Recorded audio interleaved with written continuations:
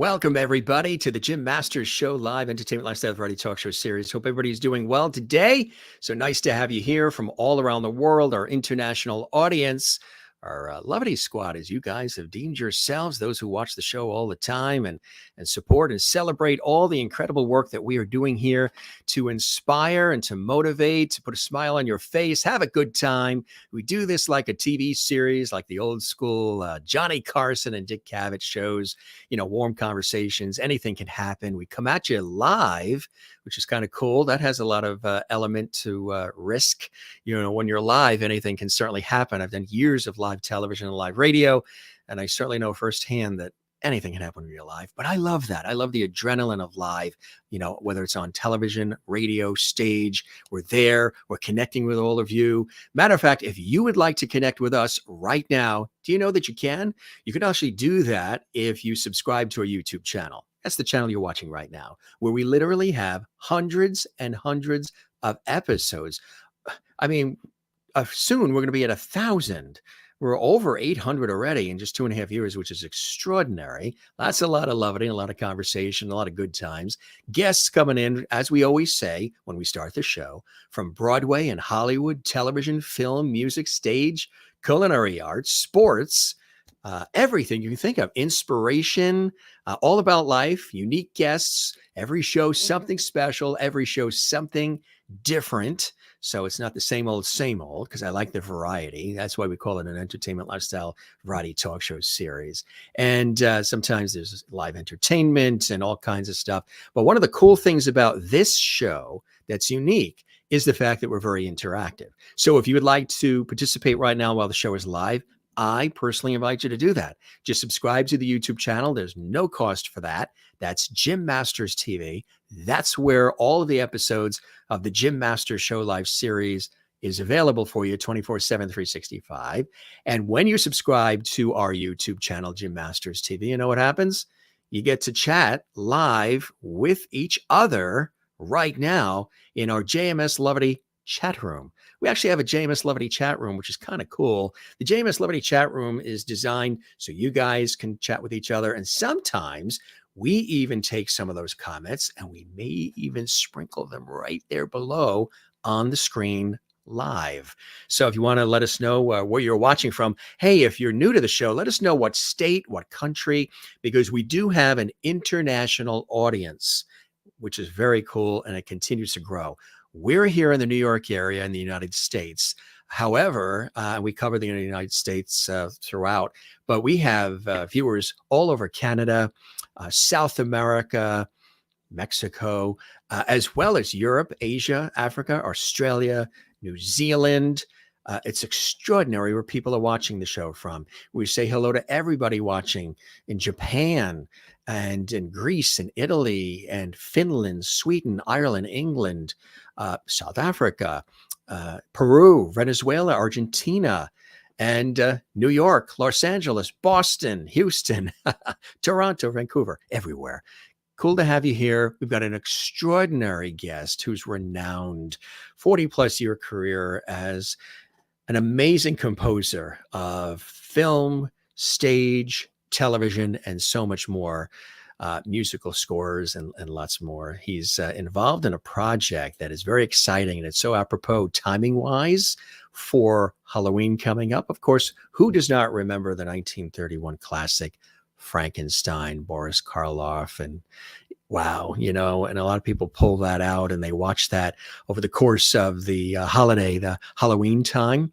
Well, there's a new score actually that our very special guest, renowned composer Michael Shapiro, has scored, and it's being debuted, and we're going to be talking about that and so much more. It's really something very, very special. Here's the original, of course, remember, with Colin Clive and a Universal picture, Frankenstein, one of the ultimate classics.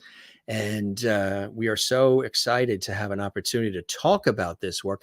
And, Michael has worked with some of the greats in the entire industry. And we're going to talk about some of that as well. He's got an extraordinary, epic career.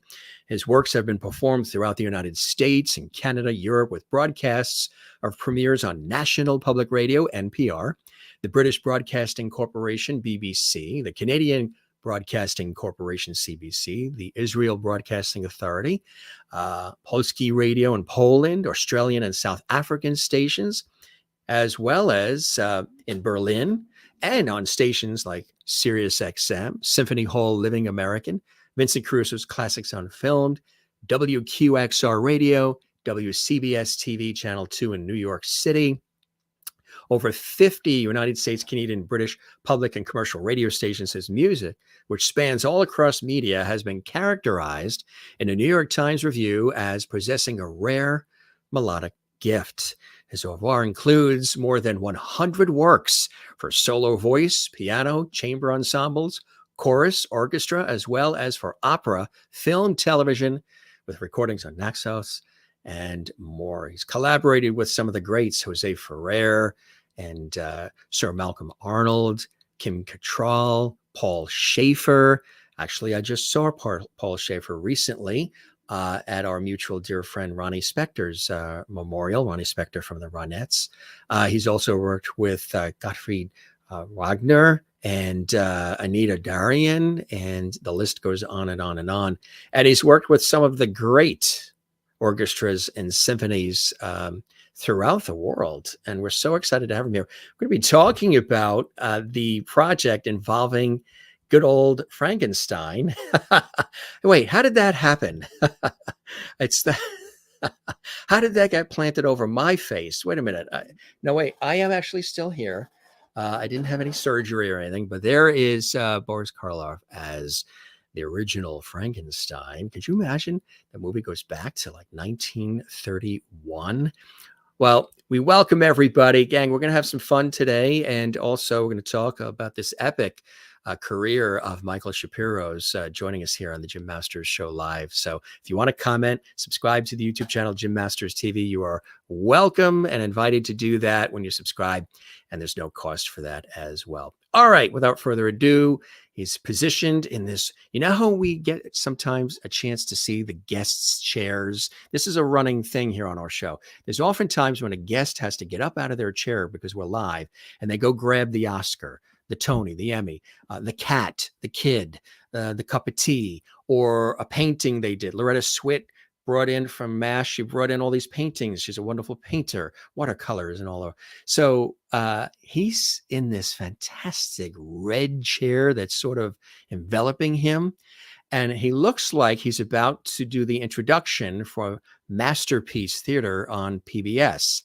And we were talking about the PBS connections we both have. So let's bring him on. You'll see what I mean. He's so comfortable. You almost think he's going to have a cardigan and a little pipe with him as well.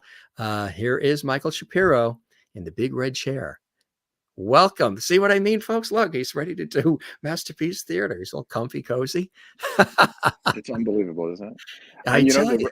The red chair matches your shirt.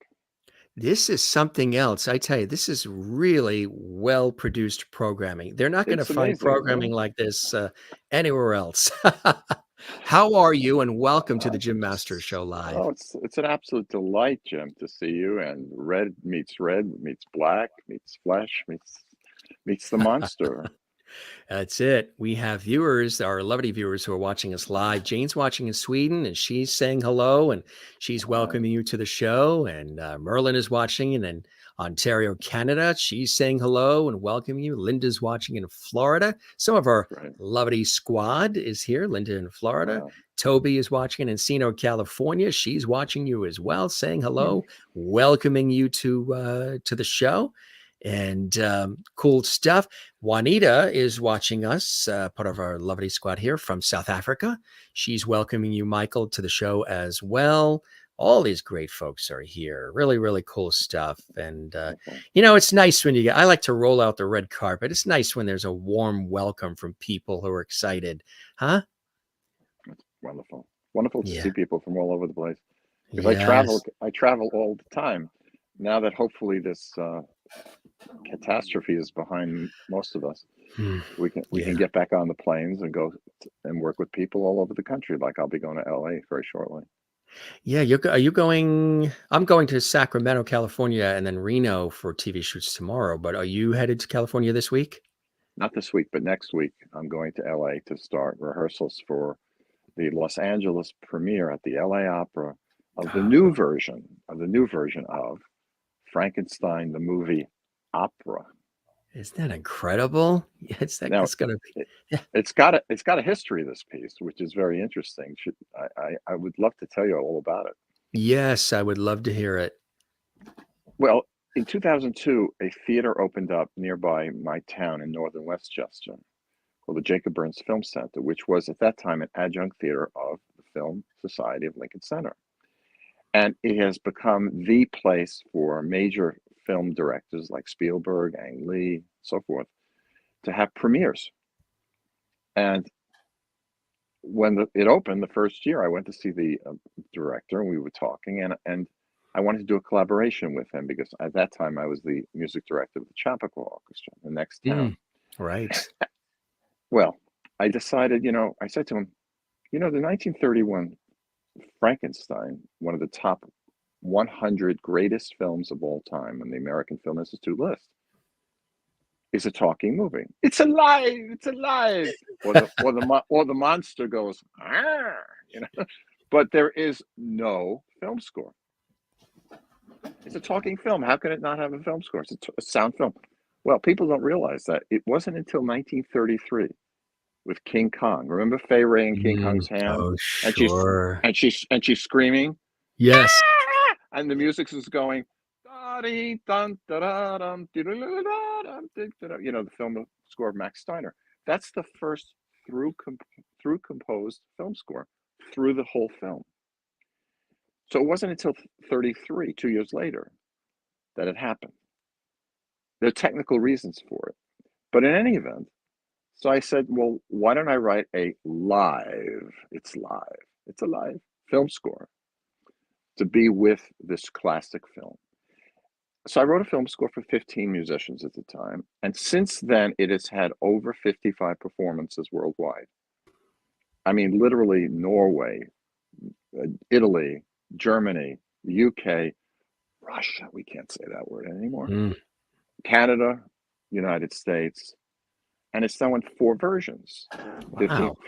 15-player orchestra, full orchestra, which I did with the City of Birmingham Symphony. More about that in a little while in the UK.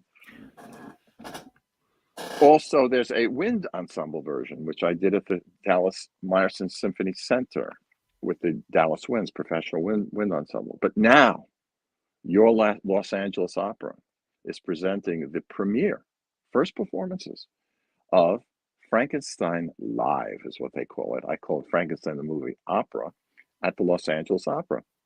Well, how's it different? This one's got singers. Wow. Wait a minute. Wait. So you say singers? Singers. You got people talking English on the screen, 1931 English, but they're talking, right? Yeah. So what? So he says it's alive, and then the singers go, it's alive. It's alive. No. So I wanted to write for the LA Opera for their Ace Theater performances they have every Halloween.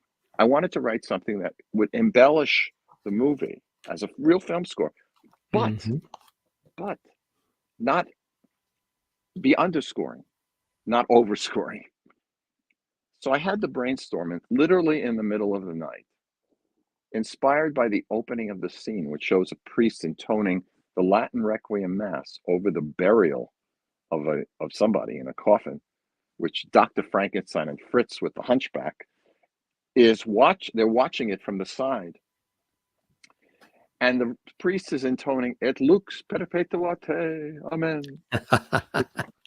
So I said to myself, brainstorm, Latin Requiem Mass. So I have set a good deal of the Latin Requiem Mass for my singers to respond to the film. 2 illustrations. There's a scene right after the burial scene, after they dig up the coffin, they put it on a cart.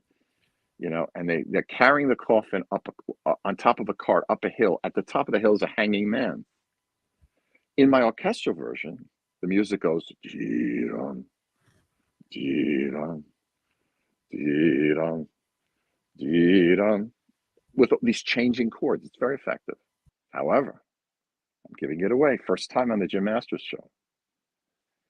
Kyrie eleison, Christe eleison, Kyrie eleison. God have mercy on us. Christ have mercy on us. Look what they're about to do. They're about to chop down a hanging man and use his brains. So you can see how the Latin Requiem Mass can add a resonance to this classic film. Yeah. And if people don't understand it, they don't understand Latin, they don't understand Latin Requiem Mass, if they come from a different tradition or they have never heard of Latin Requiem, it doesn't matter because it's underscoring, it is changing the drama of the movie. And that's what a great film score writer does. He amplifies what's on the screen and you don't even know it. What is it about Frankenstein specifically that inspired or entertained or intrigued you to want to have a new treatment, to want to present something for it and to celebrate this classic? Well, first I had a personal, when I was 10 years old, I had a connection with Boris Karloff. I loved his show on, I don't forget, CBS or NBC called Thriller, which was an anthology show like Alfred Hitchcock had at the time, in which he would introduce thrilling episodes of horror. Yes, and that's right. It was called Thriller. Yes. So I loved autographs. I used to get autographs of everybody from Louis Armstrong to Arthur Rubinstein, Leonard Bernstein, you name it. I used to get autographs. Okay, I used to go to concerts and events and get autographs. Yeah. And I would write, sometimes I'd write away. Now it's selfies. Now it's selfies. Do you still have the autographs? Do you have your book filled with autographs? So you pull it out of the box and you're like, oh, I remember. Well, that's a cool thing. I have Salvador Dali. That one's worth something. Yes, right. But the story very simply is I loved Boris Karloff so much, and I loved the Universal films, which I'll tell you about, very, very much. So I wrote a letter. Dear Mr. Karloff, I am 10 years old. I think you're a thriller. Could you please send me your autograph? Michael, handwritten, to Boris Karloff, Hollywood, California. Could you imagine sending Steven Spielberg, Hollywood, California? I mean, would you get a response? Right, exactly. And did you? A few weeks later, Karloff, Ranchito something or other, Van Nuys, California, no zip code, pre-zip codes, Michael Shapiro in Baldwin, Long Island, okay, where I grew up. Long Island, and and I open up the envelope. There's a photograph of Boris Karloff, very distinguished, signed by him in his hand, and a separate photograph from probably 1932 of what he had in a box of the monster, him and the monster. Of course, I still have it. I still have the envelope, and it's all in his handwriting. It was from his house. Oh, wow. That's amazing.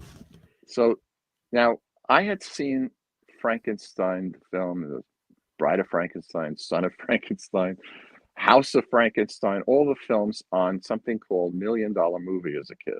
WOR Channel 9, New York. That's, you got it. Yes, Go with the Wind music of Max Steiner. This is all becoming very circular, right? So as you may some of you may remember, $1 Million Movie was a WOR, and they'd show a movie maybe 8 times a week. So when the Universal films were on, such as Frankenstein or Dracula or Wolfman, we would watch them over and over again. They had never been on TV. No. They had been, but for a 10-year-old, this first time. So I'm watching Frankenstein, right, with my brother, and I'm scared to daylights, right? And Sam Shapiro, my dear father, walks in. Why are you watching that? Because it's great, Daddy. He says, I saw it in 1931 when I was 13 years old for $5 at the Brooklyn Paramount. I said, You did that? He said, yeah. And I didn't sleep for a week. Yeah, no. You know what used to get us on the other channel, 11? I think it was on Saturday nights. They used to have Chiller Theater, and they had Phew. two versions. That one with Chiller. the 5 fingers coming out of the pool of blood. It was so rudimentary. Chiller. Chiller. And then it eats the word chiller, and then it goes back into the. Great That stuff. used to scare, and you can see, I think there's clips on YouTube, and you see all of the people talking about it, how just the open, sometimes even the open was better than whatever the movie was. Just Yeah. that Channel 11 open to Chiller Theater on Saturday night, which I think Mhm. came after Star Trek or something. All of a sudden you're sitting there and all of it, this hand came out of nowhere with the Absolutely. spooky music and the way they just did it. And the music Mhm. then gets faster and faster and faster.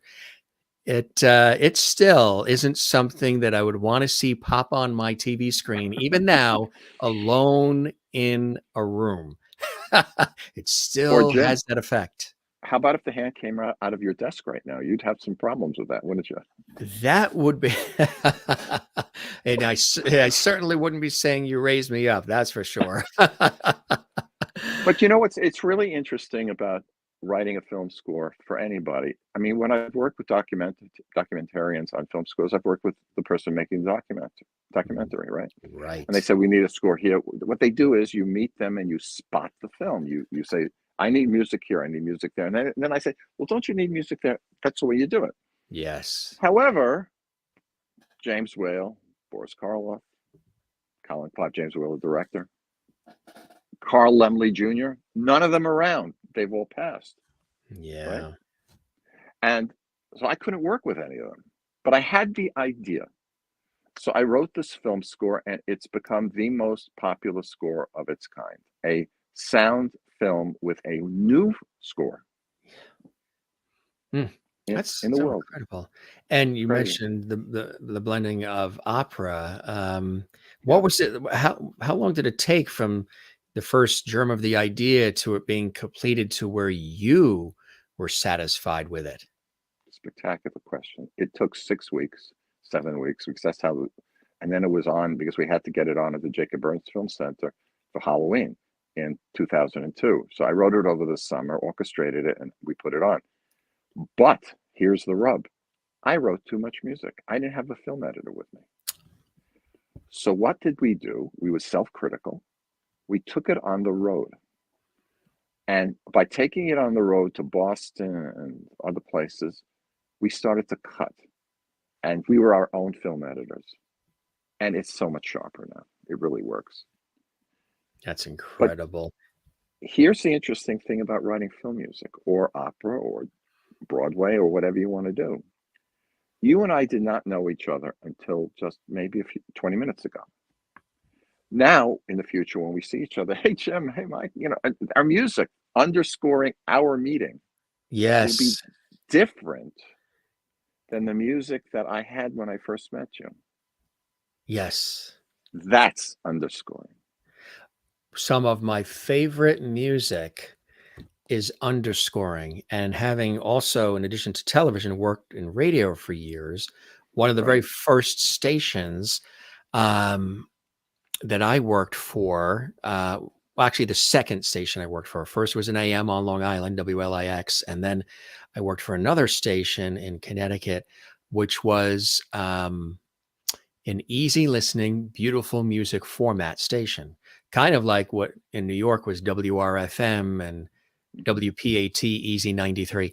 And they would have all these incredible composers and orchestras and, the Percy Faiths, the Henry Mancinis, as well as maybe lesser known composers, British as well, who would do the interpretations of the standards and the pop and all of the music that you're hearing vocally on the other stations. And they would do those softer, sweetened versions of the instrumentals, and how that was, having worked for the station and understanding the format and how people were so connected to that music, the number one radio format for 35 years. You couldn't go anywhere without that.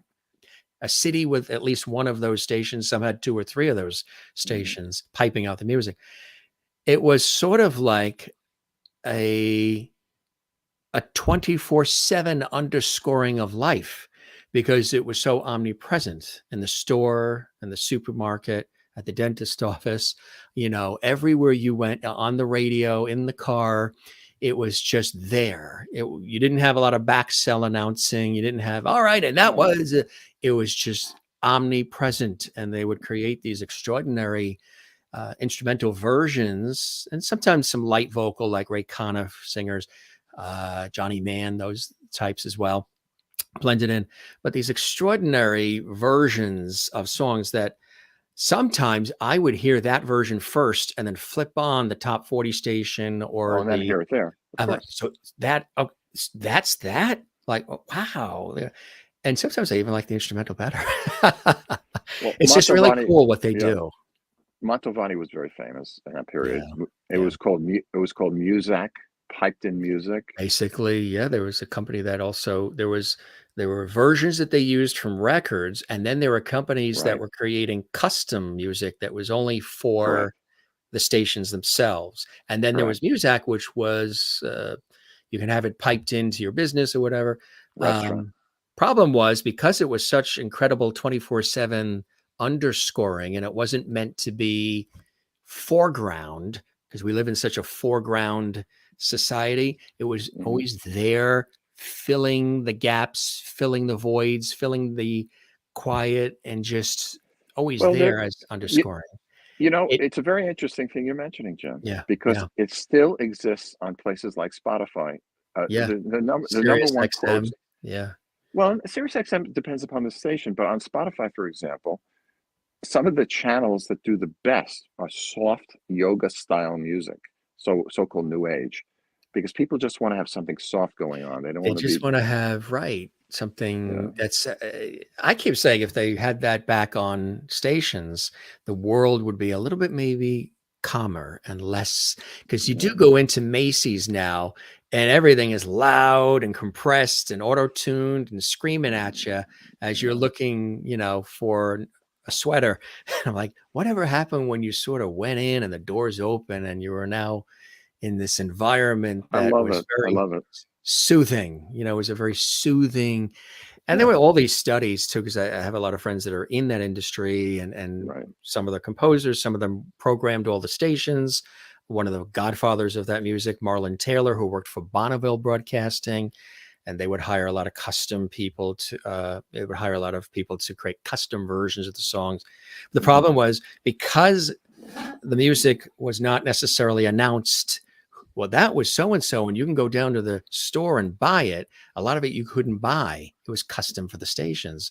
So it made it tough to have that. There was a connection, but people didn't run out to buy it because they couldn't buy it. And there weren't like tours and ticket sales and all the things that drive everything now. It's ticket sales and concerts and tours. This was just always there, reliable and on for you 24/7 to, as we would say, one of the taglines, one of the stations that I worked for was WTYD, Tide 101 FM. And they would have the sound of the crashing ocean as we were saying that, announcing that.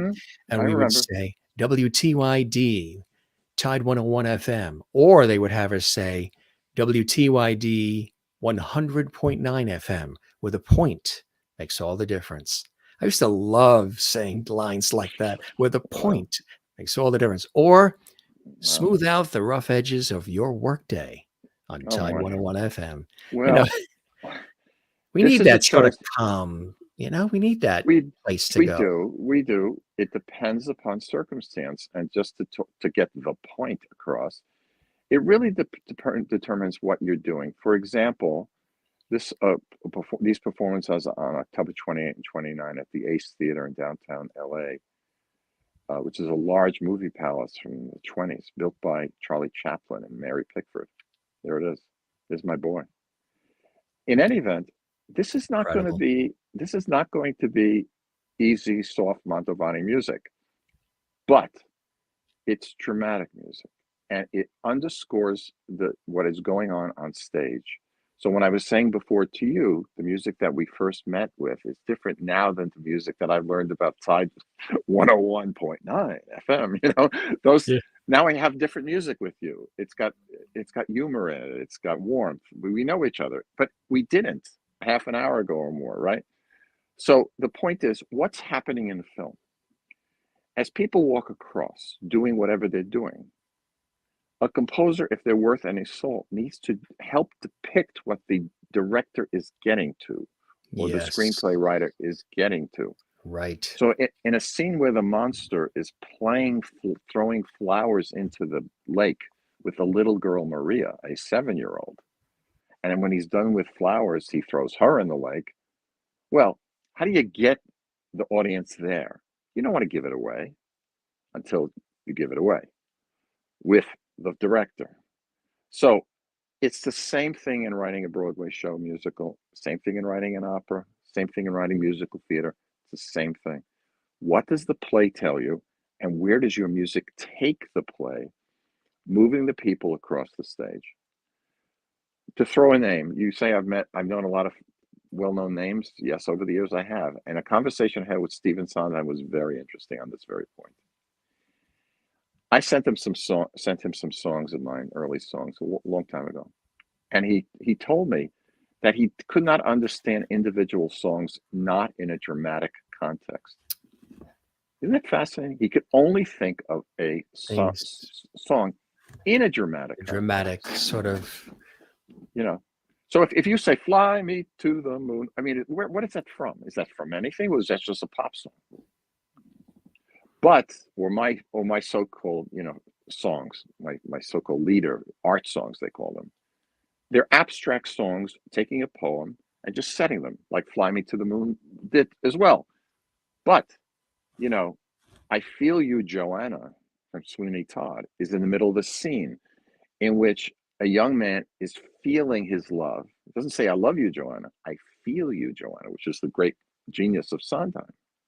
So Steve thought of things in dramatic context. He couldn't think of music in any other way. Fascinating. In my case, how do you think of music? Yeah, both ways. I'm a dramatic composer. Yeah. Even if the most abstract music, my symphonies, my concerti, they're all dramatic. They have a dramatic impetus. Yeah. And because it's not just going to be a sheet of sound. Right.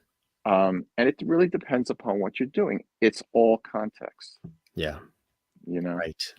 What is do you have a favorite in terms of what you are composing for television, film, stage, any of it? Is there one area that speaks to your heart and soul first?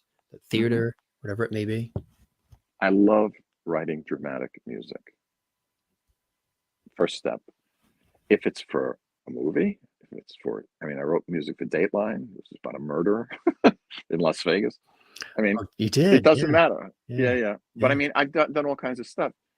But everything I do has a dramatic impetus. So if it's a piano concerto, my piano concerto, which I recorded with Stephen Beck of the New York Philharmonic in the 90s, with the BBC National Orchestra of Wales, a great orchestra, Fabulous. Broadcast on the BBC, and it's available on all the major platforms like Spotify, Prime Music. It's called Archangel. It's in 2 big movements. It's a full half hour. Archangel, Michael, what are you thinking? What I was thinking about. It's about the Archangel Michael, by the way, no relation. Okay. But of course. But I was inspired by a very esoteric book, Paradise Lost of John Milton. What? How are you? I couldn't even understand that book when I was in my college years, right? At Columbia. I couldn't understand it, but I somehow got back to reading it a few years ago, like in 2015. And I said, "Oh my God, this guy was such a great writer." And in the first initial books, he talks about the war. And this is very relevant to anybody listening, watching us, Jim. The war between good and evil that started at the very beginning of time. When God, according to history and biblical thought, threw Satan and the demons out of heaven because they were bad. And Satan came right back up with the demons to fight God. So God sent out the angels, led by the archangel Michael, who had a cosmic war with Satan and threw Satan back down forever, God willing, below into Hades, right? Into hell. Yeah. But what's going on there? And what is he? And the words of Milton are amazing. The way he describes it, so dramatic, it's so gorgeous in words. It's something we're involved with every day in our personal interrelationships and bigger issues in the world. The continuing fight of between good and evil. And what's our responsibility? Mm-hmm. Our responsibility, I think, in art, on the Jim Masters show, in literature, in radio, whatever we do artistically, and what we do just in ordinary life, is to put the broken shards back together again to make this world a better place for everybody. It's the foundation of all good thought, of all good feeling. So my first movement is a war between good and evil, with the Archangel Michael fighting Satan. That's the first movement of my piano concerto. The second movement takes place with our ancestors, also coming from Paradise Lost. It's about Adam and Eve. And that nasty Satan of the snake, the serpent. And that apple. That apple. I couldn't have been a banana. Should have been strawberries. Something else, right? They're kicked out. Where? And the wall is blocked. They can't go back in because the archangel comes down and puts flame in front of Eden. Okay, you're not going back in, Adam and Eve. No. So these are our ancestors. And where are they now? They're on the Jim Masters show talking to each other. And they're in the audience, and they're all over the world, because we are the descendants, biblically speaking, of what happened, the tension between good and evil. So there you go. My music is dramatic every step of the way. If we came over to your house and we went into your iPod or your stereo system or your boom box, whatever you may have, and I have all of those, I do. What would be in there probably right now? A real smorgasbord.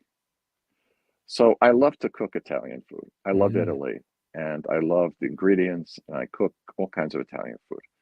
So what do we listen to when we have pasta night and red wine? Volare? That's amore? Correct. I listen to Dean Martin. Why? And not Big and pizza pie. Why do I listen to Dean Martin? Because I love his singing. And I always did. The way he would phrase, and that voice, and the joy in his phrasing.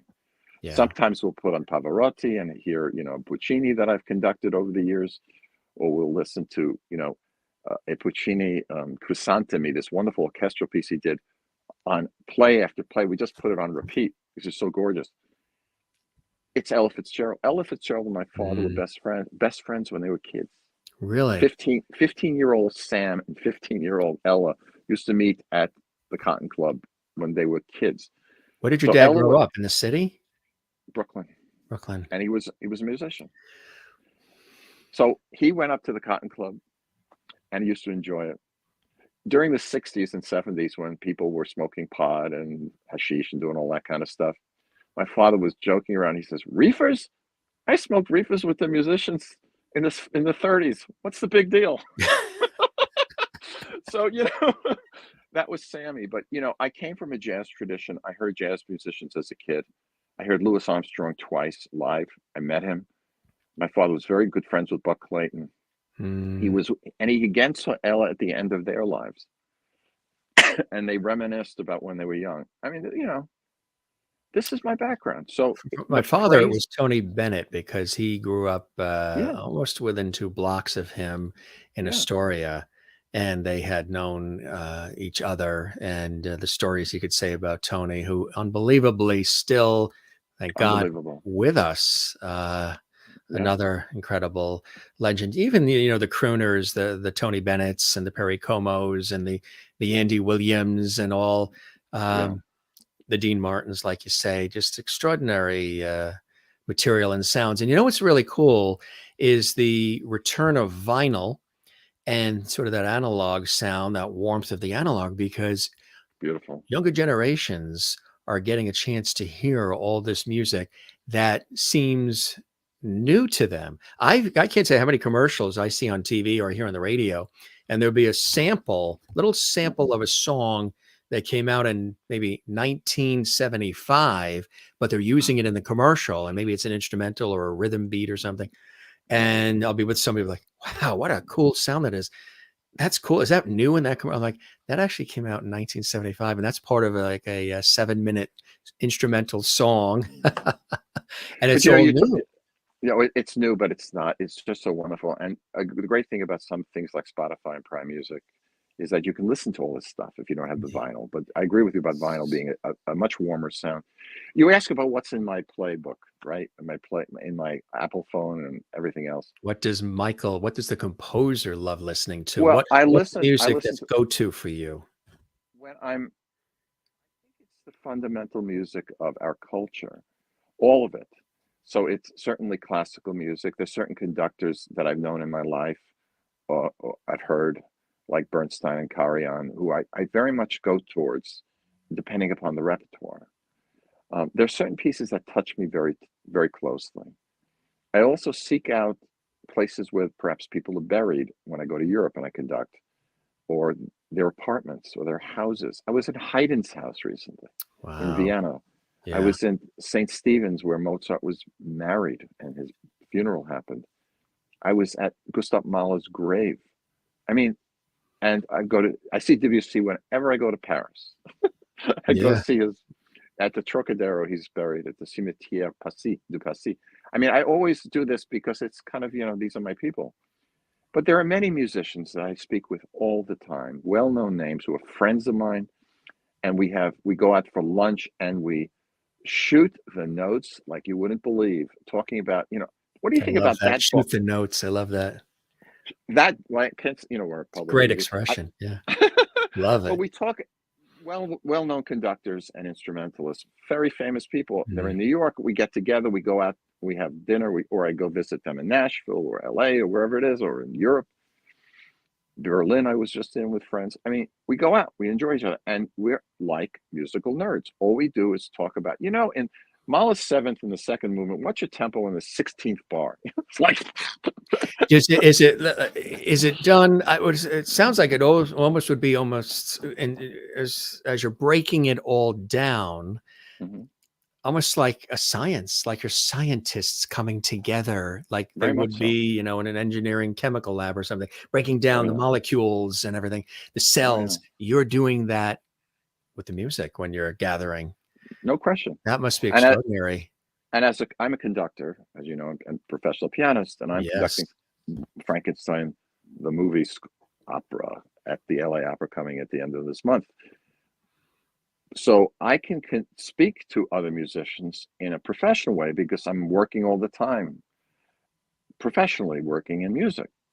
So we talk about this stuff all the time. Yeah. Yes, it's like a chemist would break down a compound. It's very similar. It's a good analogy, I think. And it just benefits us. But I will tell you the other thing. It's joyful. That's key. Yeah. It's totally joyful. Yeah. And it comes from my childhood. When I met Louis Armstrong, it was in a break in a concert that he was doing. And he was sitting in a little chair in the backside of the Westbury Music Fair. You'll find this interesting. Theater in the Round. Yes. Yes, sir. And this was behind a Quonset hut that he had his dressing room in. And he was sitting miserable, tired, 65 years old, most likely suffering from his cardio problems. And all he was saying was, "Won't nobody get me a hamburger?" And I remember talking to him, and he had a indentation around his face where he had pressed his arm, the trumpet for decades. For years, right? Yeah. So somebody got him a hamburger and a drink, Coke, and he went back on stage and he was jumping all over the place. The adrenaline takes you over when you do these events, as you well know as a performer. I mean, this is just So it's hard to put in words. It's hard to put in words, isn't it? It's a feeling like when you are hearing music, whether you're the one that's conducting the orchestra and having the music presented that you've created, or you're Right. hearing others perform music that you've created. What is that cloud nine feeling like? It's got to be head to toe throughout, tingling, pinch me constantly, just to hear something that you envisioned, you created, you tweaked, you babied, you cuddled, you nurtured, and now you're listening to it. It has to be emotional, it has to be deep, it has to be exhausting because it's so emotional and so fulfilling and such a high that even the reefer your dad did in the 30s wouldn't match. Well, my dad was listening to Chick Webb with Ella singing a Tisket a Tasket, and he Yeah. was smoking reefers with the Chick Webb band in the back of the Apollo. I would have If you're preferred to going have to been do there. it, that's how you're I going to mean, do it. oh I man, mean, oh, absolutely. that's like, Man, but what is that feeling like for you when it you're can be either up wonderful. there doing it Better that. or you're hearing somebody else do work that you have created? Great question. And I will say, when I do it, I'm worried about entrances. Is it a mezzo forte? Is it a piano? Is the crescendo right? Is the tempo right? Whatever it is, you're thinking in the moment, and are you imparting it to the audience? But when I hear other people do my stuff, I am happy, but sometimes I am not happy if they haven't rehearsed, if they haven't studied, if they haven't gotten it ready. But then there are times when sometimes the oboe player will do something that I never conceived of. I go, oh, wow, that's just great. Because, we're different from painters, you know, or movie makers in a sense, which is fixed. If you paint a painting, it's there on the wall, No, Starry Night by Van. don't you start similar to the painter with a clean canvas? It's the palette Well, is no, clear. no. You've already have some elements already brewing. I have a friend, Garrett, who used to conducts in Europe, and he came over to my house from Berlin one day, and he said, "Where's your composing studio? Where is it?" Yeah. And I went like this. I compose completely in my head, and then I write it down. So I it's yeah. So people say they look at Mahler's scores, or John Williams or Korngold, or these huge scores with thousands of notes, and I said yeah, it was a blank canvas at one time, wasn't it? yeah, yeah. But the composer had a sense, a feeling, something in their inner ear that propelled it out, and that's how it works. We had Melissa Manchester on not that long ago. She graced us with her fabulous presence and her Beautiful. incredible wit. We Yeah, had an she's terrific. epic conversation twice. And I asked her about, which I'd love to ask you too. And because I like to feel things. I'm a Of feeler. course. I like to feel it. And then let's talk about how we make it happen once we feel what we're doing. And I asked her inspiration. What are some of the things of all the extraordinary music that you've been involved in and you've penned and you've interpreted and all of it, and you still do, Melissa? What are some of the things that inspire you to do what you do? And you obviously are an observer of life and you Right. watch and you let it sink in and you are moved by it. And then you take elements of what you've observed and what you're feeling and weave it into your art, which is your music. And she said, absolutely. And then she said, there are times where I can wake up after just napping on the couch or walking from one end of the house to the other and something hits me. And Right. she said, and the thing that I need to do, and I wonder if you do something similar, as this powerful instrument, she feels she's an instrument, she's a conduit of the energy, which a lot of artists say. They say, oh, I have created it, but I do feel there's other energy that's coming through me that's for helping facilitate this. She said, I need to, when I get that inspiration, run to the piano quickly, sit down, press record on the recorder, and whatever's flowing through me, I need to allow it to happen through my fingers on the piano and work it out. Just record what Okay. that inspiration is that's flowing through me, even if it's Right. mishmash, get it down. I cannot walk away, because if I do, it diminishes, it sort of fades away into the fog. It won't be as crisp as that inspired moment. Does Okay. that happen for you as well? No. I'm kind of You like don't this guy, but run to the no, instrument and no, record it so you don't lose it, or no, you can turn it on yes.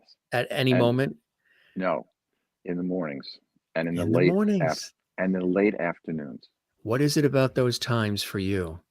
My brain works great in the morning. I'm talking very early in the Yeah. morning to Yeah. about 1, 2 o'clock when I have to break to eat something, and then Yeah. back at 5 to 7, great times. And then I have to listen to Dean Martin have Italian food and red wine.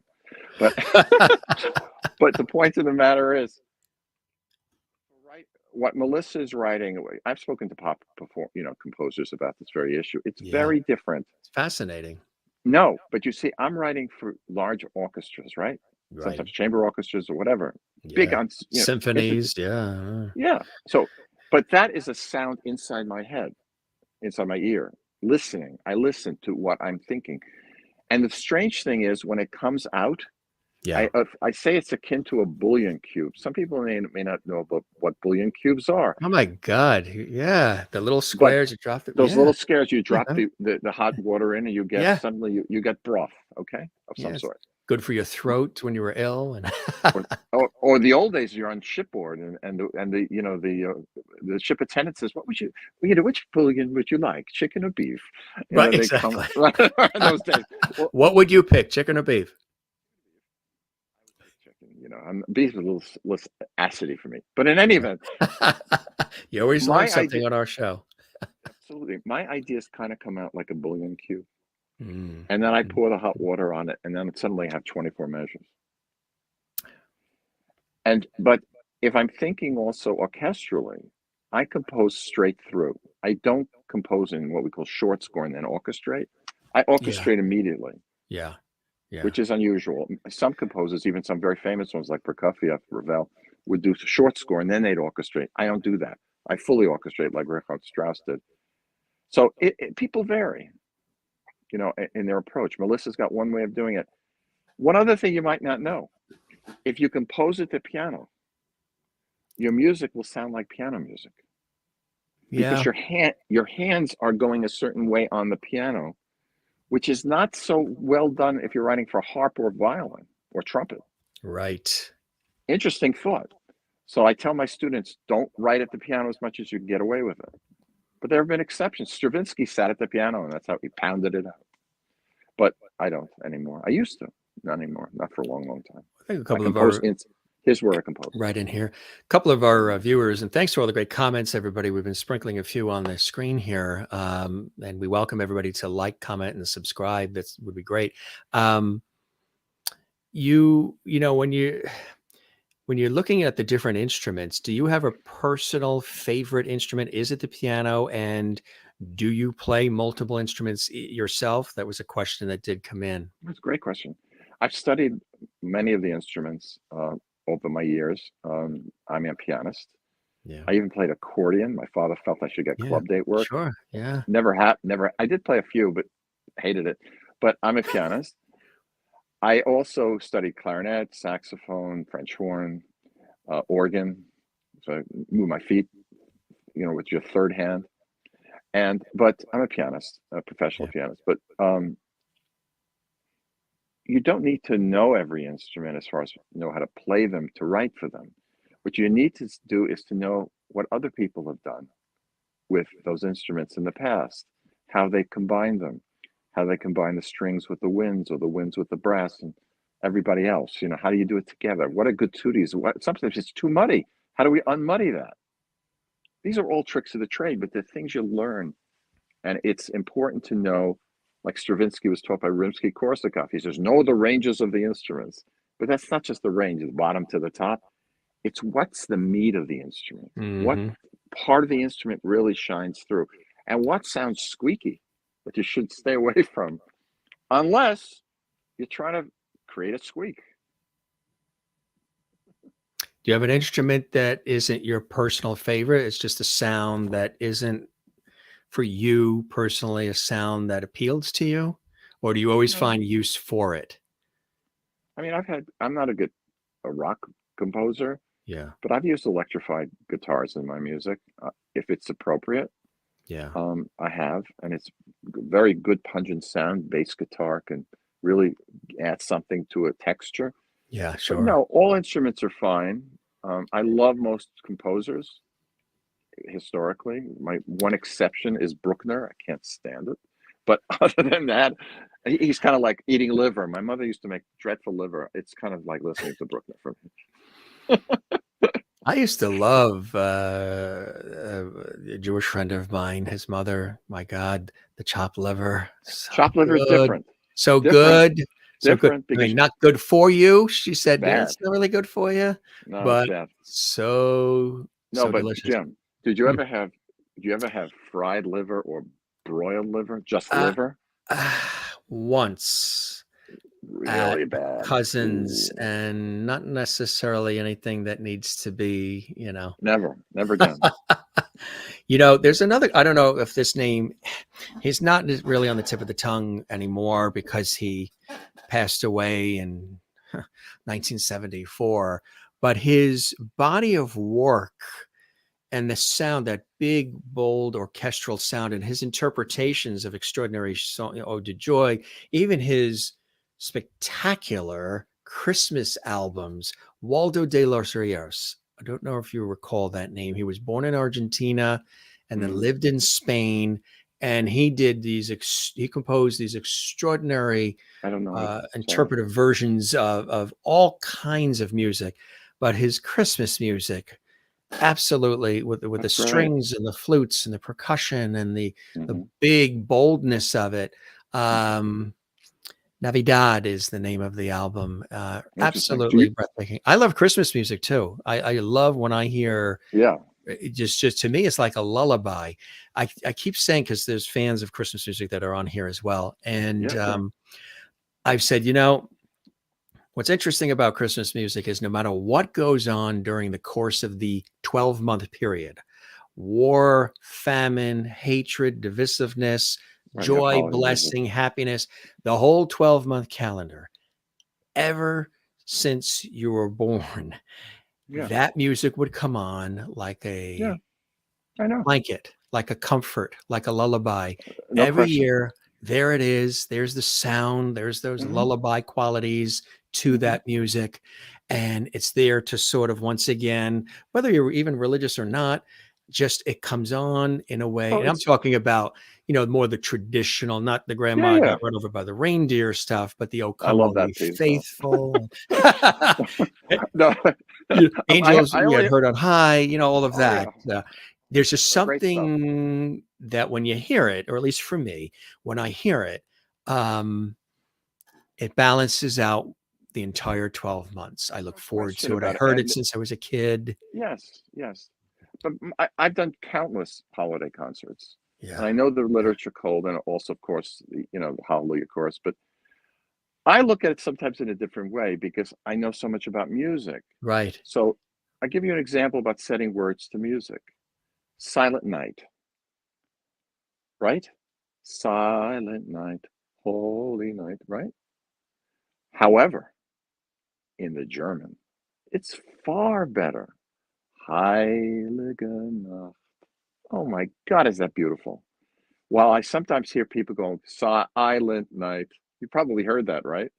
Where they break up the vowel. Like a hiccup, yeah. Like Silent Night. Ooh. But Heilige Nacht. Beautiful. Another example, Hark the Herald Angels Sing. Written by my confrère, Felix Mendelssohn.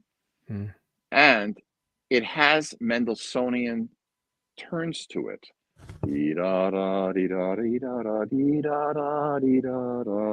Which is very Mendelssohn.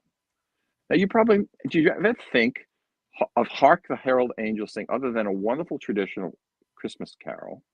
But did you ever think of it as pure Mendelssohn? Well, this musician does, because I've conducted Mendelssohn and I played the piano music, all of it.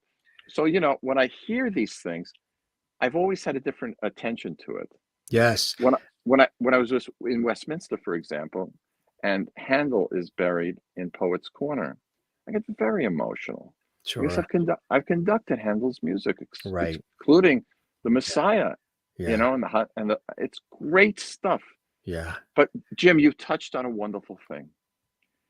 There are certain times of the year, like Halloween, when my Frankenstein, it really gets played a lot. Okay, it's traditional. It's becoming traditional music for a holiday, but music in different times of the year calls for different things. You've talked about Christmas music, and I agree with you. Holiday music that it kind of envelops us in a warmth that maybe we're lacking for the rest of the year. Exactly. You That's know, yeah. I'll listen uh, to it even non-Christmas time. I have a friend, she right, has it in her car.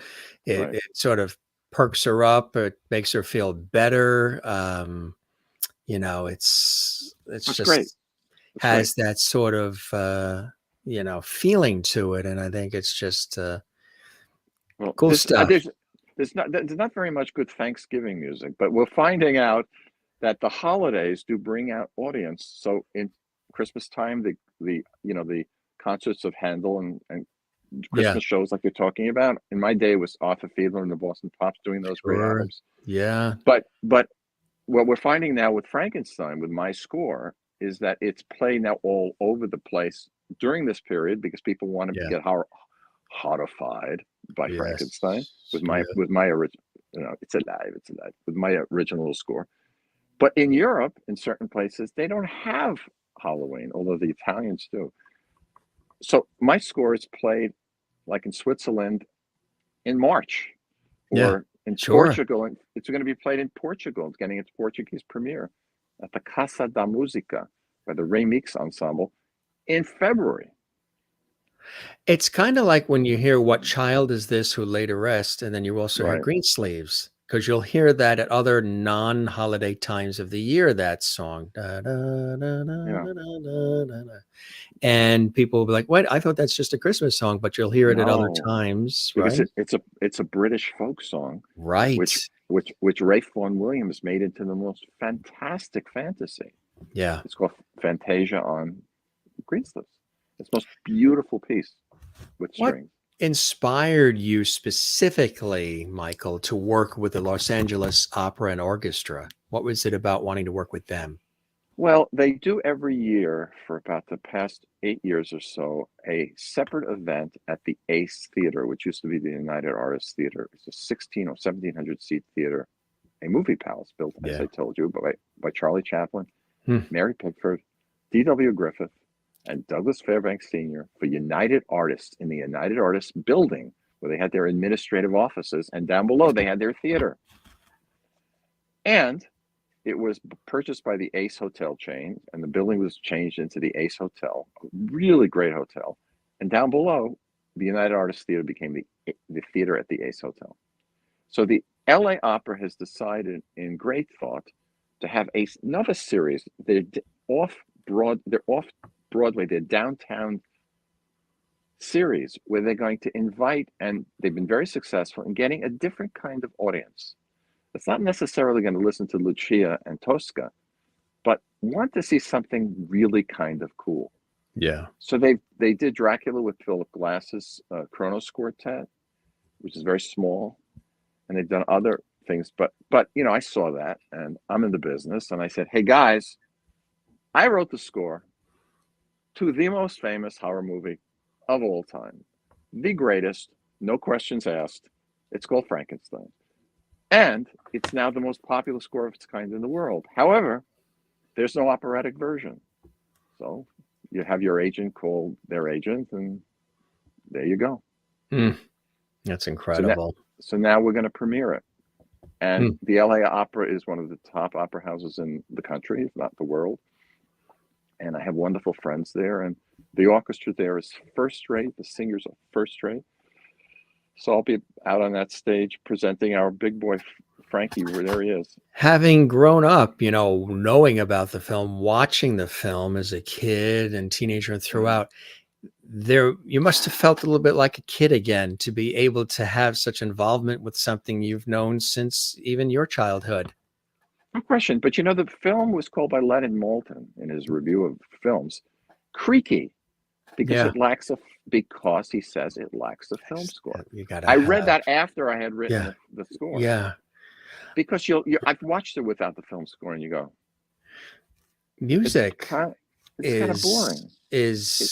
I mean, could you imagine the movie Titanic without the music that was used in Titanic? I mean, You're right on, Jim. You know what I If you go mean? well, for example, Star Wars. Yeah. On YouTube, the throne scene in the first Star Wars movie at the end, where they think they've beaten the bad guys, and they have the throne scene where everybody's clapping and so forth. Yes. They've shown that on Yes. YouTube in two versions. One with John Williams' beautiful score, and without music. And if you watch it without music as they're marching into the throne, it's like boring. Takes feeling away. Yeah, that's one of the things. I've had this conversation with a lot of musicians who've come on, and other composers and session musicians and performers, and we've talked about looking more at television a little bit with some of them, and how unfortunately, whenever you would hear dun dun dun dun dun dun dun dun dun dun, so all of a sudden the music was the thing that drew you in, set the tone, set the stage, got you ready. You knew it. You felt good when you heard it. You're probably even humming it. And then here comes the bonus of the actual content, the comedy. With any of it, any of the songs, any of the underscoring, or in this case, the themes to the television shows, so much of that has disappeared.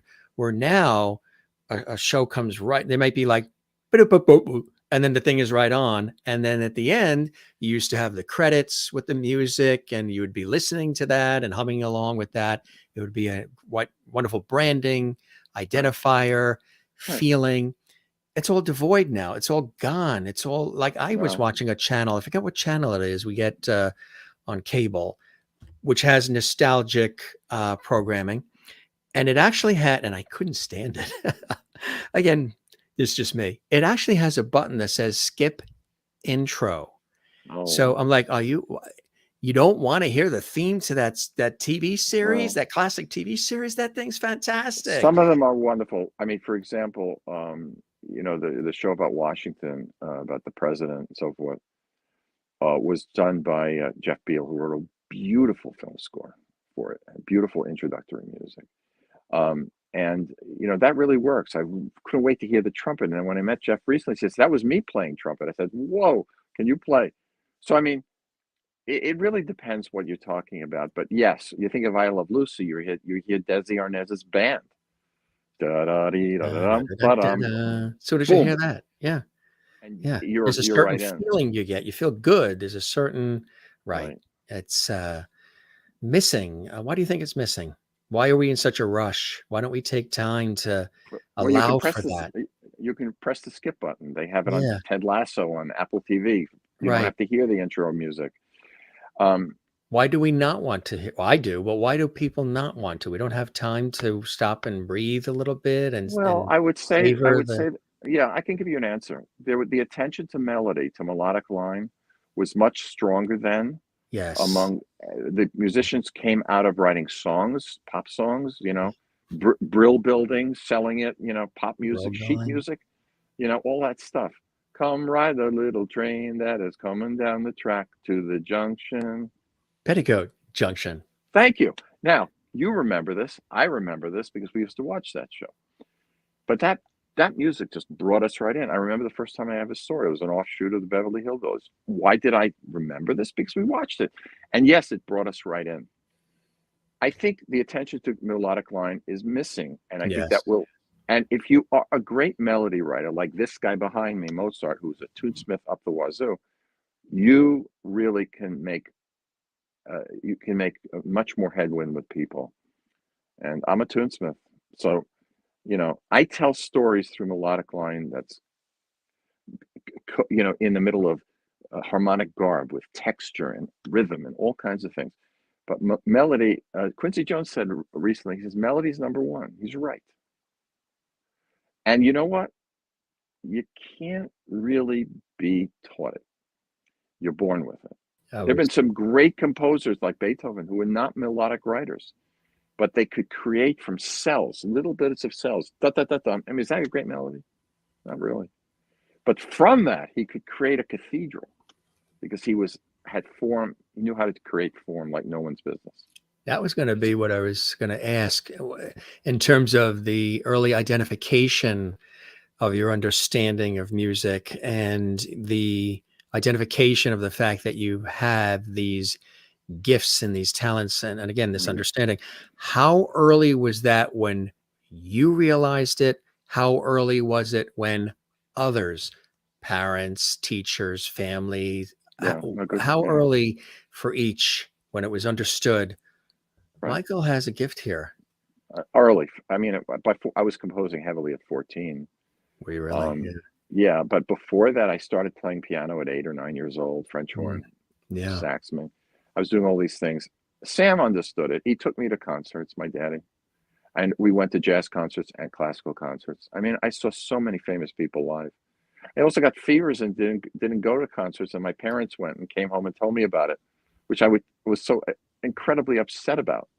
Yeah. Very, very funny story. Electra at the Met, Richard Strauss opera with Birgit Nielsen singing Electra. If you're in classical music, you know that this is a legendary thing.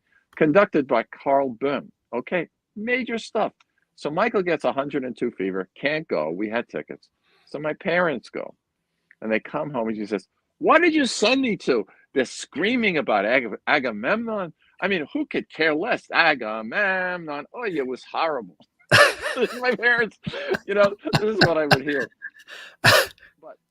But Sammy took me to hear, as I mentioned before, Louis and Ella and Basie and Woody Herman and Stan Kenton. I heard Coleman Hawkins in the most intimate setting in a concert in Malvern Junior High School. Malvern, yeah. Which was curated by Jack Crystal, the father of Billy Crystal. And when I met Billy Crystal at a Knicks game, we were talking about that night, and he was there too. He was 11, I was 10. Can you imagine? It's New York, man. Crazy stuff. And my father said to Coleman Hawkins, he said, "Hawk, are you going to play Body and Soul tonight?" Which was his big hit. And he said, "I hope not." This is my background. So how can but you have to look, you got to have talent. I met Kalina Bovell recently, a wonderful young conductor at the Nashville Symphony. I was down there to see my friend, Giancarlo Guerrero. And we're going out for lunch, and she says, "How do you feel like you want to compose?" I said, "Well, Kalina, we're going to lunch. How do you feel like you're hungry?" It's for us weird folks. Right. It's a natural process. I tell people, go ahead. Melissa, yeah. I think for Melissa, it's a natural process. She's got to do it. I understand that as an on-air broadcaster and performer. Sure. One of the reasons why I had to create this series, in addition to all the stuff I do during the day, which alone can keep me busy with 2 hours of sleep. Just this continued desire to create, to connect, to inspire, to uplift, to entertain, to share, to logic and reason through things that we talk about in our poignant conversations as well. It's a must. And every time I've said, I'm leaving this crazy, unpredictable, nutty business, this 24/7 industry of pull and here and there and go. And I have to I love it. I absolutely love it. But do you know why you love it? Because you're putting back those shards of glass that broke at the big creation of the world. That's why you're doing it. Yes. It's a beautiful thing, Jim. You'll always do it. It's something, right? It's something that is, it's within. And I was a little kid doing it when I was a kid with my little Panasonic cassette recorder and recording and talking to people. And we did plays in the garage on the island and in the backyard with the neighborhood kids. And we had the organ, and I took violin in junior high schoall, and then piano. It's okay. It's all the same. I've seen this with.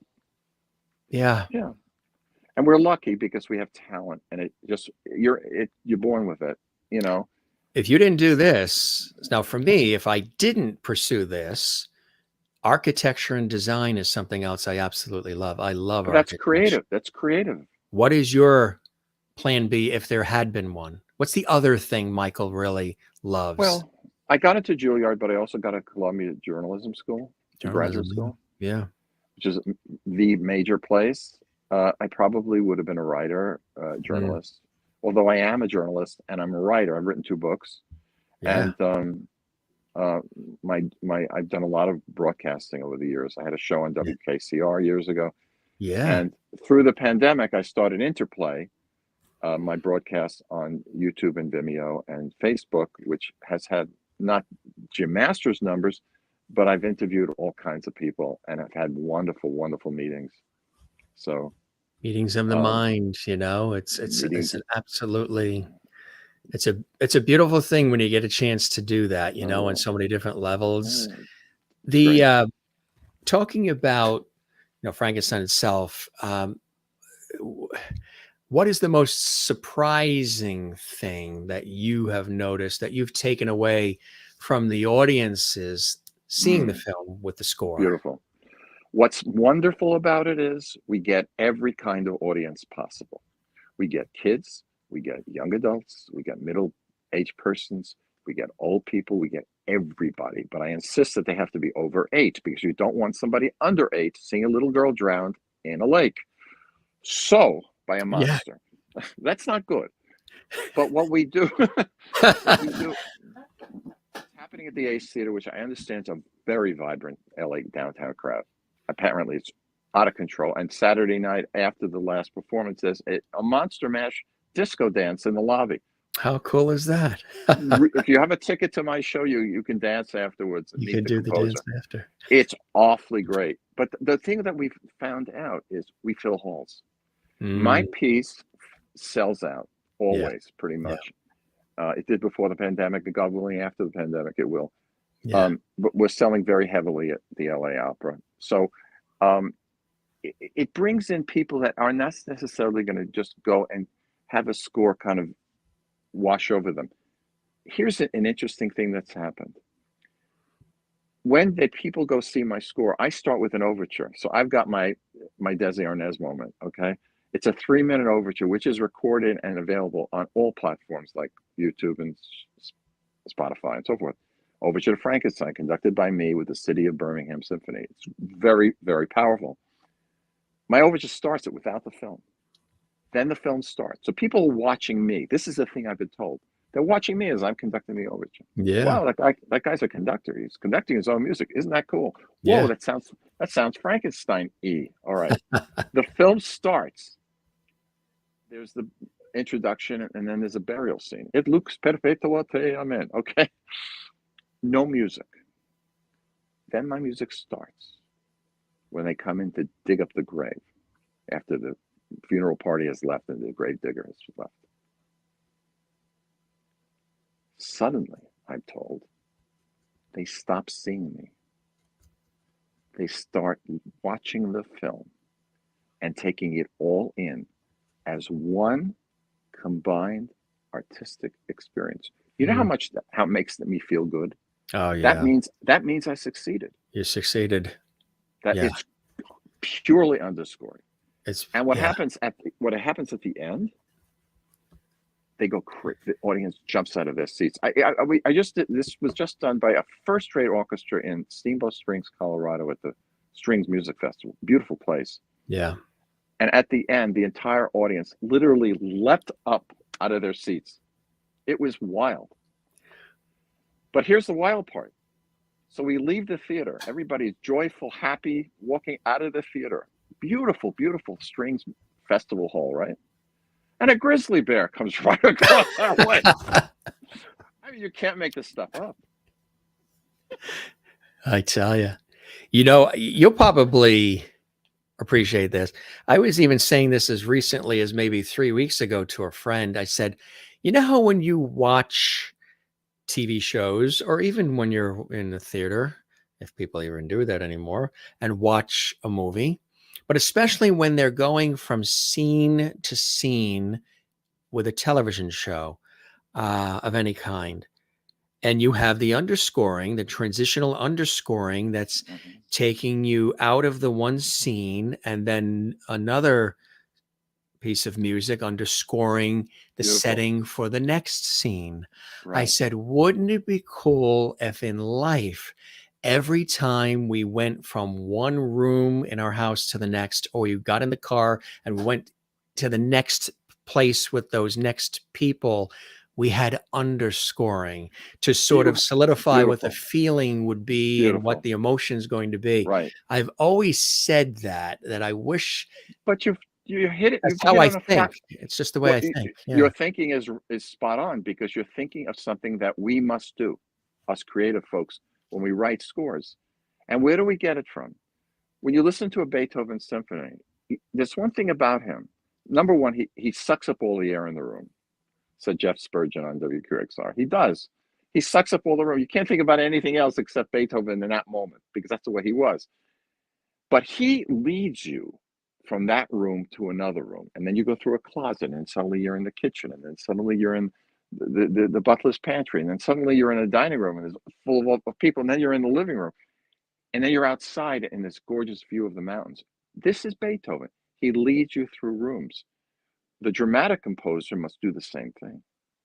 He must lead you and take you somewhere. If he doesn't lead you or take you somewhere, you look somewhere else. You're just not interested. The great musicians have known this. If you listen to the way Pops played his trumpet, talking about Armstrong, he was always leading you somewhere. Even if it was a 3 or 4 minute play, he was always taking you somewhere. You know what he was doing in my father's words? He was sending you. So that's what I try to do. I try to Yeah. send people. That's exactly what it is. And it's a beautiful way to put it too, because when you really break it out, that's basically what is happening. And to be Right. sent is a That's right. glorious thing. That's right. And you want to be that. That's what you want to go to the hall for. And I send these folks with my music and all of it. It's not just Frankie, it's all the other stuff, you know. I want to make mention it's a special 2-day showing of the 1931 James Whale directed classic film Frankenstein, starring, of course, Boris Karloff, Colin Clive, playing at the theater at the Ace Hotel. That's Friday, October 28th through 29, 2022. The horror masterpiece originally released without, as Michael said, the music score. One of the things that inspired him to fill in the void by creating this original new soundtrack. As the classic film plays on the big screen, he'll be conducting his gorgeous and atmospheric score performed live by the LA Opera Orchestra, singers from the Los Angeles Opera, and Domingo Colbernstein Institute as well, making the ultimate audience experience for a truly iconic film. For anybody who's even just a Frankenstein fan and saw the original without the music, to have the added music is just going to be a double whammy of pure pleasure for them. I just absolutely don't doubt. I do want to mention too, while we have you here, and I appreciate all the time you're giving us, you're involved in another very important project, Yes. Voices. Tell us about that. That's something near and dear to your heart as well. And that's something I believe coming up in November in New York. It is at the Central Synagogue and also up in Bedford at Temple Sherry Tefillah. This is a piece for a tenor soloist, chorus, and orchestra. And it is a setting, it's over an hour. It's in essence my requiem. It is giving voice to the people whose voices are forever silenced in the most horrific way. It is again dealing with the issues of good and evil that I talked to you about before. It is a piece that was inspired when I was music consultant in the 90s when the United States Holocaust Memorial Museum first opened in DC. President Reagan laid the cornerstone, and then it was built in the 90s. And in the mid-90s, we put on a series of concerts with the National Symphony, of which I was music consultant and performer at some of them. And while I was there, I found a book, and it was Sephardic poems of the Holocaust in several languages, in Spanish, Italian, French, Ladino, the music, the words, I should say, the kind of Latin Hebraic language of the Mediterranean Jews, the Jews from Spain and from Africa and so forth, and Italy, and so forth, and Greece. So I found this poetry remarkable. It took me 20 years of thinking about it to finally write it, and then I wrote it in 7 months. And it's a very, very dynamic work, and it will be out, broadcast throughout the world on YouTube and on Facebook channels of Central Synagogue. Central Synagogue is like a cathedral. It has 1,600 seats. It's gorgeous. And it's the senior cantor, Daniel Mutlu, is doing the soloist with the Amber Choral Arts, American Modern Ensemble. These are all Broadway players, conducted by Deborah Simkin King, first-rate professionals. And it will then be out on my label 3-4 months later. Engineered by Adam Aveshouse, who's a Grammy-winning producer, a friend of mine, does all my stuff. So this is a different thing, but it's not. It's all connected to the same impulse, which is us folks should get our notes together and be sure to do what's right for the world. Part of doing what's right for the world is showing behavior, is also remembering and making sure that never again can we put ourselves in a situation where people are massacred. Or in the case of the monster, treat it as the other. Because remember, Boris Karloff is very, very, very, he's not just a monster. You feel terrible for him. You do, yeah. But here in Voices, it's a whole nother ballgame. Yeah. I mean, we're talking about, I have no cousins because my Eastern European family was destroyed, except for one person out of maybe 75. The most terrific way. So I had to give them voice. And that's what the piece does. It stands up to those deniers who say it never happened. Well, okay, where are my cousins? And why were they killed in Treblinka or, Auschwitz? So I don't want to hear it. And my position in life is to stand up and tell it like it is. I'm an artist, so I do it through music and depiction of words in music. And that's what Voices is. And that's coming up in November, which is November 9 and 10. Now, November 9th and 10 are the Nights of the Broken Glass, which happened in 1938, so-called Kristallnacht, crystal Nacht, night, Nights of the Broken Glass, where the Nazis went all through their domains, destroying Jewish businesses and Jewish places of worship and killing a few thousand people and putting people into camps. It's a pretty horrible night. So this is a remembrance on those nights at 2 synagogues, but then broadcast. I'm very happy to say also that it will be performed at the Reagan Library in March by the LA Master Chorale under Grant Gershon to open the Auschwitz exhibition, which will be in Simi County at the Reagan Library for 10 months. So it's getting around, and hopefully more performances, but certainly it will be broadcast and recorded. And wonderful musicians and performers that are going to be helping you, huh? All pros, which is all pros makes it easier for the composer to get the message out, because it doesn't take them long to learn the notes, and then it's a matter of shaping them and particularizing them, making it right for the occasion, whatever that may be. It's really beautiful work you're doing. I mean, it has great depth and great meaning, and it's just beautiful. You're living your bliss, are you not? Well, we try, but to get back quickly to Voices. I love the way he says that. Well, we try. We try. But listen, we do. All of us try. Beethoven tried also. Beethoven wrote some very I love the New York tonality to that whole thing. We try. You're from Long Island. You understand this stuff. I get it. No, but listen, Voices is not all doom and gloom. Right. It is. There's a cabaret movement in the middle in French. How cool. In French, and there's a movement in there, qui in questa terra, here in this earth. I speak Italian, so I'm saying that is a partisan song. Yeah, and it's very interesting how the Italian Jews thought of this. They were tough characters, and they said, "Okay, you're doing this stuff to us, but when this is over, we're going to come back and we're going to knock you down. We're going to take care of you." It's real revenge stuff. It's very strong. And that's what I loved about this literature. It was just so powerful. Why do you love doing what you do and have done so long? What are some of the blessings and joys in your life that propel you and fill you so you can still create this wonderful art for the pleasure of all of us? Same thing that we talk about eating. When I said to Kalina Bovel, do you like to eat lunch? I have to. I just got it. Why do you love what you're doing, Jim? You're doing great stuff. Same Same thing. thing. Yeah. Same thing. Same thing. Same thing. Well, You know, blessings. somebody Thank else.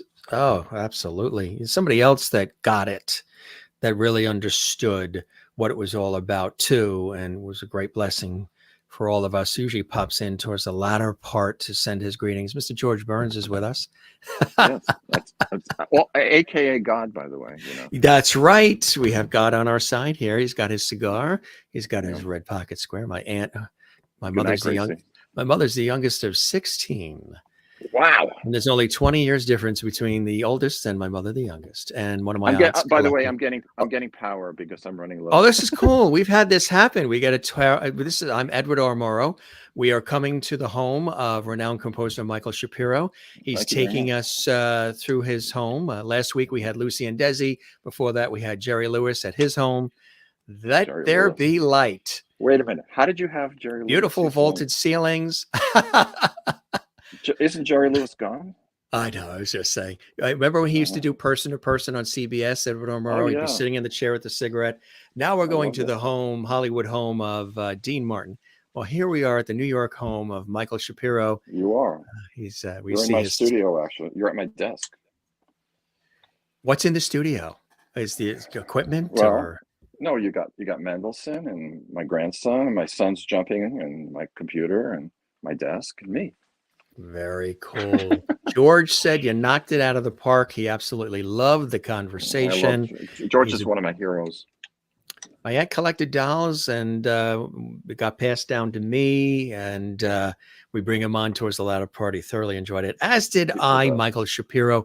So great to not only talk about the amazing upcoming performances, the wonderful work that is happening with Frankenstein and voices, but also, which I like to do, I don't like things to be just transactional and clinical. I like to have some feeling connected to it. People got a chance to understand and appreciate who composer Michael Shapiro is, composer, pianist, conductor extraordinaire, who he is as a person, what makes him tick, what are some of the things that motivate him, inspire him. So now when they re-listen to your material or discover it for the first time, Frankenstein and otherwise, they'll have a deeper feeling and connection to you and the why of it all. And that's what I like to do here on the show, kind of like Cavett used to do in Carson.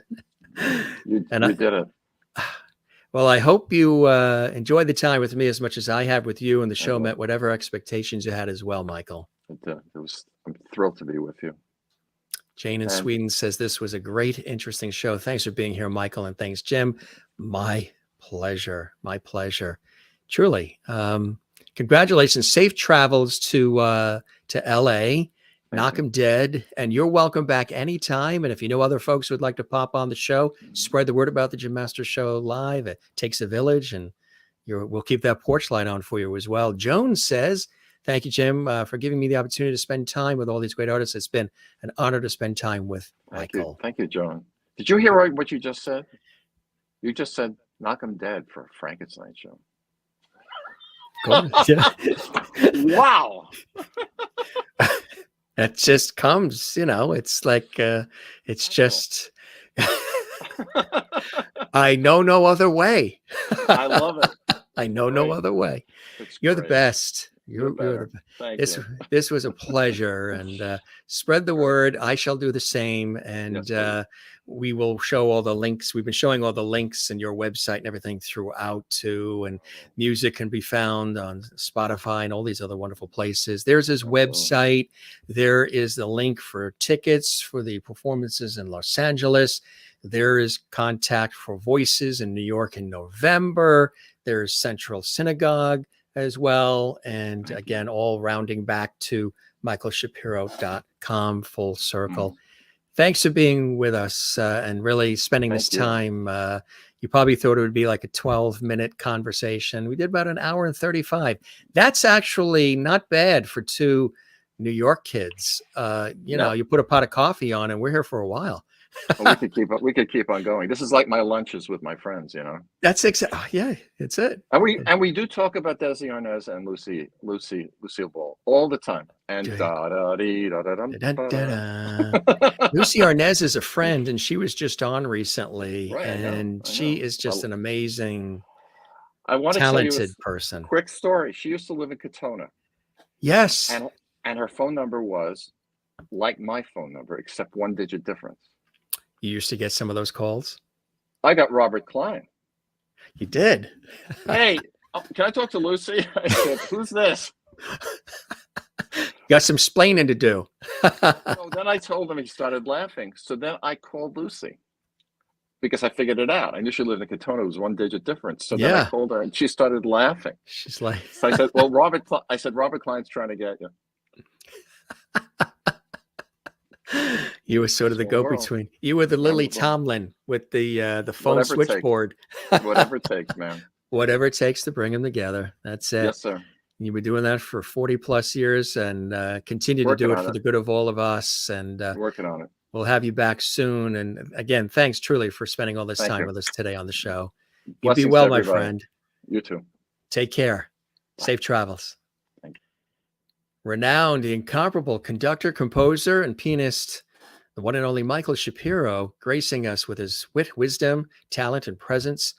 You can find the Frankenstein and other things like that and much more on Spotify if you'd like to hear it. And his website also, as we mentioned, is michaelshapiro.com. And how are all of you today? I hope you enjoyed this. We had George Burns in the house. We always have a good, solid conversation on the show. You know, it's not just an interview. We don't just talk about the play, the CD, the book, the movie, the film, the show. I like to make it all encompassing. So I'm learning along with you guys too. You know, when I chat with the guests, there are no pre-formed questions. So it's a free-flowing conversation.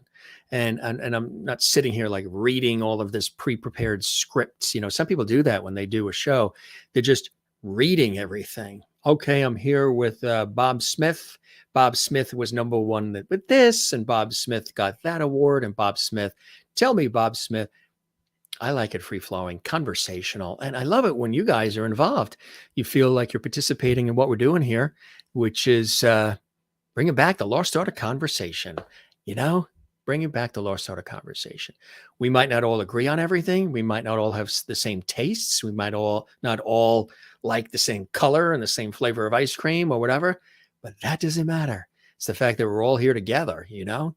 That's what truly matters. That's what we're trying to do here with the Jim Master Show Live, entertainment, lifestyle, variety talk show series. And that's why I call it an entertainment, lifestyle, variety talk show series. I need more arms because there's something for everybody. We have entertainment. We have lifestyle segments like we had yesterday, variety, and it's a talk show series, conversational talk show. And it's a thrill to do. I get a chance to meet all these fabulous folks and bring them into your life. Some folks you might have already been a fan of. Some folks maybe you're hearing about for the first time or getting reacquainted with. And I think that's really cool. So good stuff. Another great show with all of you here watching live, or perhaps maybe you check this out later on in the archives. This will be archived for your viewing pleasure. And a reminder, hundreds of episodes of the Jim Masters Show Live series are available for your enjoyment. Check it out, gang. We've got lots of funny moments, a lot of music, a lot of incredible things that have happened in the 2.5 years as of now. If you're watching this 10 years from now, that might be a little bit more elongated, but it's been about 2.5 years now. And it's amazing. We're doing something quite special here, and I hope it resonates with you. And I do this work professionally as a television, radio broadcast guy, but I like doing what we're doing here with all of you and the interactivity of it. And it's a pleasure. Moves me as much as the guests say they love it and they're moved. I am too. And that's why I keep showing up here in the host chair and producing these shows for us. I don't just say for me or for you, for us. And It's really a blessing. So, it's also dinner time. It's about 10 before 6 in the evening here, Eastern Standard Time here in the New York area, wherever it is around your world, our world. I hope you're having a good day, morning, noon, or night. We have viewers that watch all over the world. So we say thank you very much for being with us. And don't forget, very important, like I always say to the guests, it takes a village. It sure does. If you would like to be a part of the JMS Levity family, why don't you take a moment, just hit that red button, subscribe. There's no cost to do that. That's on our YouTube channel, Jim Masters TV. That's where you're watching this show right now. Hit red subscribe. We would love that. It helps us grow, lets us know you're enjoying what we're doing. Maybe you're connecting with our series, because every show is something different. And I like it that way. Every show is something different for all of us. Variety is truly the spice of life, gang, isn't it? And if you enjoyed this episode and all the ones you enjoy, don't forget to give it a thumbs up. Give it a nice hearty thumbs up. Like, comment, and subscribe. We would absolutely love that. Yeah, Voices, that's November. That's going to be amazing. And of course, there is Boris Karloff as Frankenstein. Yeah. Here's the original poster. Isn't that cool? From Frankenstein, Universal Picture. Remember that? Classic movie. Absolutely classic. And here's the poster for Frankenstein with live orchestra, which is going to be absolutely amazing, with Michael Shapiro, conductor, composer, pianist extraordinaire. Really amazing. Ms. Pat in Texas is in the house. Yes, Ms. Pat. We love Ms. Pat. She was with us. She became a Jim Masters Show Levity when Jonathan Antoine, singing sensation, extraordinarily talented, classically trained British tenor, and now my good friend Jonathan Antoine and I have struck up a friendship, and I think that's really cool. Loved having Jonathan on the show. You can see that episode here on our YouTube channel, Jim Masters TV. Also, if you love music, we got a lot of musical artists who've been with us as well. Henry Mancini's daughter, Monica Mancini, was a guest on our show. She's a dear friend, and she's an extraordinary talent. I first met her when I interviewed her on PBS when she was doing a PBS special, which was celebrating her dad's music. After Henry Mancini had passed, she did a PBS special celebrating and singing his music. So I was tasked with being the interviewer, and we stayed connected ever since. Her brilliant husband, multi-Grammy winning Greg Field, is a friend of mine as well. And the two, Monica and Greg, were guests right here on the Jim Masters Show live series. And it was spectacular. It was really, really, really fantastic. And if you missed that, and it was really cool. Really cool. Supper time. We don't know what's for dinner. We've been so busy because we got so much going on this week, all these shows, and then we're headed to California for a massive television project. Sacramento, beautiful Chico, California. This is Northern California. This will actually be my first time. I've been to Southern California. I've been to LA and all through, Hollywood and San Diego and Temecula and, Calabasas, you name it, but not as far north. San Francisco, and I'd say as far north as Nevada, which is beautiful, Napa wine country, but not over towards Sacramento and Chico, which is beautiful as well. And then we're headed to Reno, Nevada. And with Reno, Nevada, we're going to be doing a big TV shoot there. And then we're going to be going out into just south of Reno into the desert area, to a beautiful horse farm, a ranch, and going to be doing a whole television shoot there that I'm hosting, producing. So it's busy stuff. And next week, a couple of days, we're going to be in Fort Lauderdale for a TV shoot that we had moved because of the Hurricane Ian that came through Florida. Even though Fort Lauderdale is on the southeast side, which didn't get as impacted, we moved it just to be safe. Hope everybody's doing well. And yeah, it's early for where you are, Jane. 11:50 p.m., which is great there in Sweden. Eat and relax now. More great shows coming up. Just check our YouTube channel, Jim Masters TV. That's the channel to see more of the incredible episodes we have coming up. amazing guests from all different backgrounds, levels of celebrity right here for you on the Jim Masters Show Live. Keep spreading the word, folks. Really, we thank so many great people who have been sharing the episode links straight from our YouTube channel onto Twitter and Instagram and their Facebook pages. We really appreciate that. That helps us big time. Those of you who have been doing super chat, super emoji, super stickers in the Lovity chat room when the shows are live, that really helps support all the hard work that's going on behind the scenes here. And if you ever want to do that and support our series, however you can, there is a heart icon that's on every episode of our series. It's a little heart, actually. Look under the episode description and you'll see a little heart, and that's on the YouTube channel. And when you click on that, that is something you can click on to help support us here at the Jim Masters Show Live. And, we put that right back into all of this that goes on here behind the scenes to entertain all of you and have a good time with all of you. So cool stuff. We thank Michael Shapiro for joining us and spending time with us. It's always great chatting with you guys a little bit afterwards as well. Extraordinary renowned composer, conductor, pianist, and he's doing Frankenstein. He's doing a musical score for the 1931 classic Frankenstein. It didn't have the score. Now it does. Isn't that cool to be able to do that for that iconic movie? Phew, really cool. Great guy, funny, talented, witty, and a guest here on the Jim Masters Show for all of you. All right, we're going to wrap dinner hour for us. Dinner hour for us. We got a lot to do, busy time. And we're going to see you guys on our next episode, all right? Stick with us. We got lots of cool things coming up for you on the Jim Masters Show Live. You can find me if it's your first time here. First of all, if this is your first time joining us, welcome to the Jim Masters Show Live. We have been waiting just for you and you and you and you to join us and binge watch hundreds of episodes. They're all here for you on our YouTube channel. Leave a comment for us on our channel underneath the episodes. Interact with us. Say hello. We really appreciate that. That also helps our episodes grow and be seen by more people, which is absolutely spectacular. And give us a like, a thumbs up, and keep tuning in. We'll be here for you, okay? And if you have guest suggestions, people you'd like to see on the show, let us know as well. We'll try to see if we can get them to join us from all different backgrounds and levels of celebrity and all kinds of cool stuff like that.